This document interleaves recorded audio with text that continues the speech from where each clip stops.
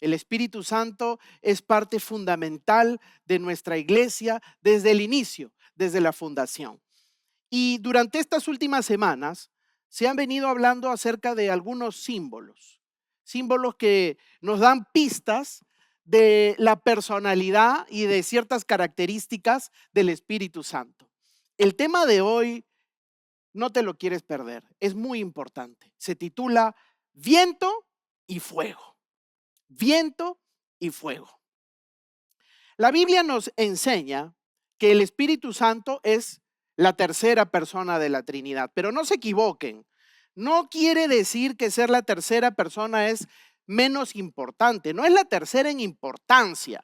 Se le da una numeración para que sepan que son tres, pero claramente nosotros sabemos que el Espíritu Santo es Dios, igual que el Padre, el Hijo y el Espíritu Santo. Están en la misma categoría. Los tres son Dios. Y no debemos caer en el error de pensar que la tercera persona significa uno que está al costadito y que no es tan importante. Lamentablemente, si nosotros pensamos así, justamente pasa lo que pasa en muchos lugares, que el Espíritu Santo está apagado y no fluye con libertad. Y te aseguro que tú no quieres que pase eso en tu iglesia, en tu casa ni en tu familia. Ahora, hablando de la naturaleza del Espíritu Santo, de sus atributos y de los símbolos que hemos venido desarrollando durante estas últimas semanas, vimos primero que Él es simbolizado como un río de agua viva. Un río, no un pozo. El río fluye, tiene movimiento, ¿correcto? Luego vimos la semana pasada que otro de los símbolos del Espíritu Santo es la paloma, ¿no? O sea, como vimos esa oposición entre el cuervo y la paloma. El cuervo simboliza la carnalidad, las cosas del mundo, las cosas de la carne, y la paloma, las cosas del espíritu, que se oponen entre sí. Y el día de hoy vamos a ver dos símbolos muy importantes del Espíritu Santo: el viento y el fuego.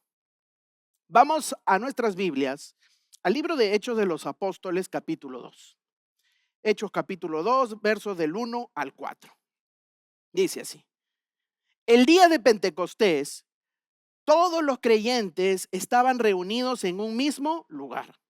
De repente, se oyó un ruido desde el cielo parecido al estruendo de un viento fuerte e impetuoso que llenó la casa donde estaban sentados. Luego, algo parecido a unas llamas o lenguas de fuego aparecieron y se posaron sobre cada uno de ellos. Y todos los presentes fueron llenos del Espíritu Santo y comenzaron a hablar en otros idiomas, conforme el Espíritu Santo les daba esa capacidad. Este mensaje es un mensaje importante que emociona mucho cada vez que lo leemos, porque es la venida del Espíritu Santo sobre la iglesia. Los historiadores coinciden en que ese fue el inicio de la iglesia cristiana, cuando estos discípulos recibieron al Espíritu Santo. Y vemos aquí en el libro de Hechos que uno de los símbolos del Espíritu Santo es el viento. Vamos a hablar acerca del viento. La Biblia nos enseña que aquel día que los judíos estaban celebrando el Pentecostés, el día de Pentecostés, estaban en el aposento alto y se escuchó un ruido como un viento recio. Muchos historiadores coinciden en que este ruido fue tan fuerte, fue un estruendo tan grande que prácticamente se escuchó en toda la ciudad.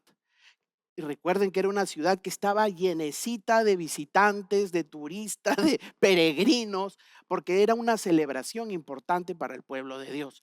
Y ese ruido lo pudieron escuchar en todo lugar, solo que la gente no sabía lo que había pasado. El viento nos enseña que el Espíritu Santo nos vivifica, nos empodera y nos renueva. El viento representa el aliento de Dios. Esto es muy interesante. El viento representa el soplo de Dios. Todo sobre lo que Dios sopla cobra vida. El viento es el soplo de Dios, el aliento de Dios. Y lo vamos a ver en un ejemplo muy interesante. En el libro de Génesis, capítulo 2, Versículo 7. Entonces Dios el Señor formó el cuerpo del hombre del polvo de la tierra y sopló en su nariz el aliento de vida. Fue así como el hombre se convirtió en un ser vivo. Este pasaje nos muestra cómo Dios crea al hombre, Adán, el primer hombre. Y en un principio vemos que Él lo hace del polvo de la tierra. O sea, ¿de qué está hecho el hombre? Es más, ya se han hecho estudios científicos de examinar el ser humano. Los minerales que tiene el ser humano en su cuerpo coinciden con los minerales que existen en la tierra. O sea, eso está científicamente comprobado. Dios nos formó del polvo de la tierra. Pero no somos solo polvo. O sea, me imagino cuando Dios lo hizo, es como cuando un alfarero empieza a hacer una escultura y empieza a moldearla, empieza a formarla, y cuando tú haces un jarrón, un vaso, no lo sé, y eso no tiene vida. Eso simplemente es tierra, es polvo. Pero hay algo que marcó la diferencia que Dios hizo con esa obra, con esa escultura. ¿Qué hizo? Le sopló aliento, aliento de vida. Eso es lo que simboliza el viento, el aliento de Dios.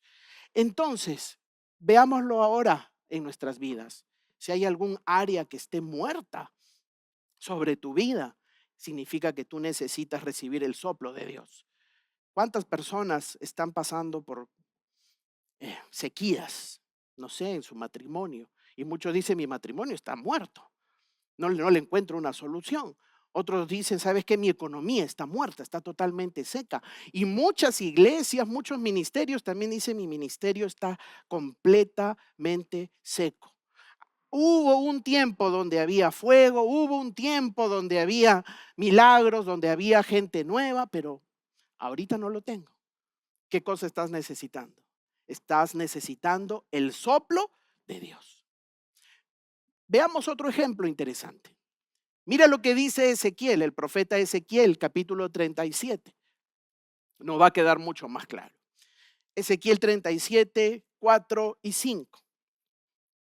Entonces me dijo, anuncia un mensaje profético a estos huesos y diles, huesos secos, escuchen la palabra del Señor. Esto dice el Señor soberano.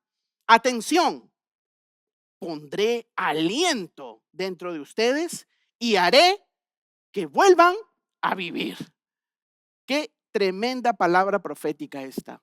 Era un valle de huesos secos. Quisiera que en este momento te puedas imaginar qué cosa es un valle de huesos secos. Estamos hablando de algo que está totalmente muerto, podrido, sin esperanza, seco, sin vida, sin color, algo totalmente muerto. Pero sin embargo aparece Dios y lanza una palabra y dice, pondré aliento dentro de ustedes y haré que vuelvan a vivir. Quiere decir que aún la circunstancia más oscura y seca que tú puedas estar viviendo no significa que Dios no lo pueda solucionar. O sea, aún dentro de la circunstancia más seca, el área más seca que tú puedas tener, Dios tiene la capacidad y tiene el poder para soplar vida y volver a levantar esos huesos secos. Tienes que creerlo simplemente. Voy a soplar aliento sobre ellos y volverán a vivir. Dios le puede dar vida a tu ministerio.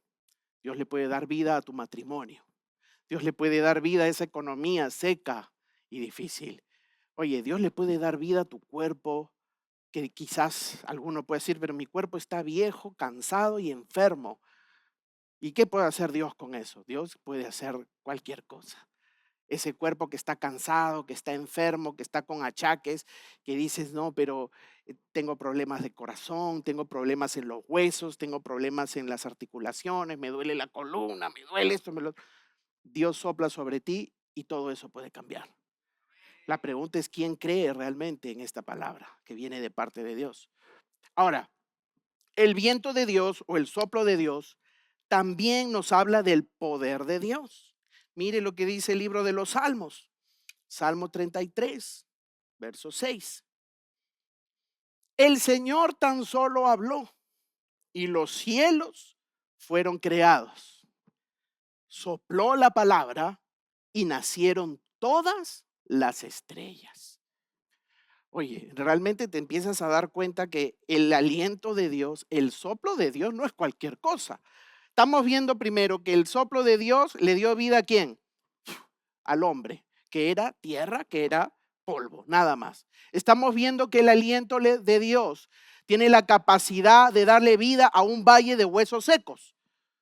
Lo más seco que te puedas imaginar, lo más árido que puedas pensar.